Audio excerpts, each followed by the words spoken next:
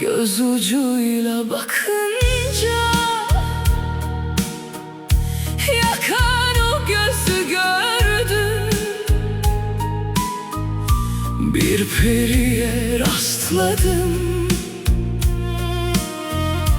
güzel bir yüzü gördüm.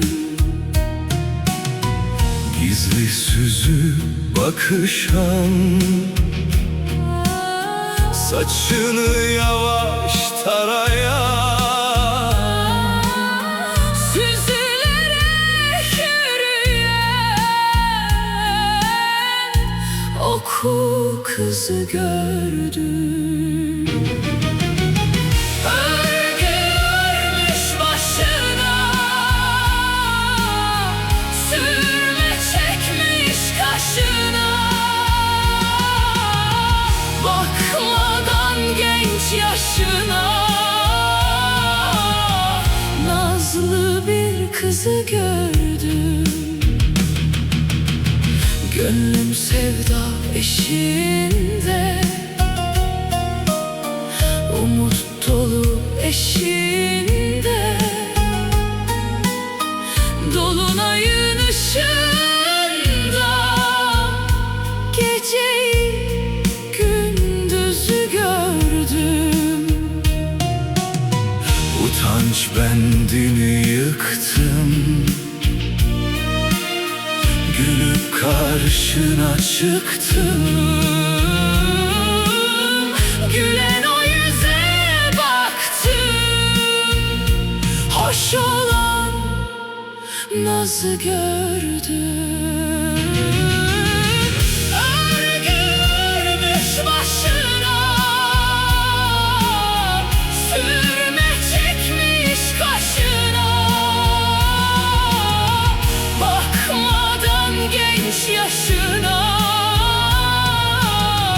nazlı bir kızı gördüm.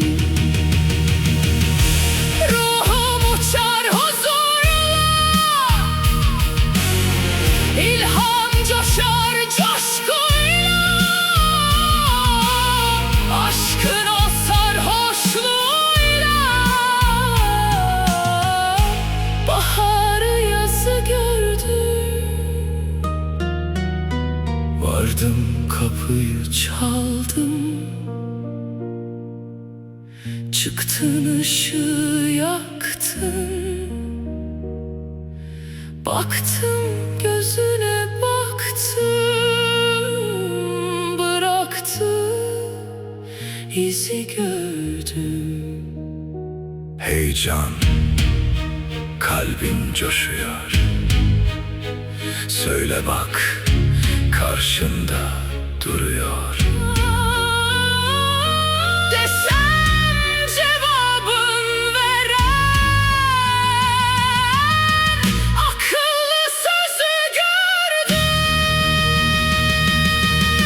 Örgü örmüş başına, sürme çekmiş kaşına. Bakmadan genç yaşına, nazlı bir kızı gördüm.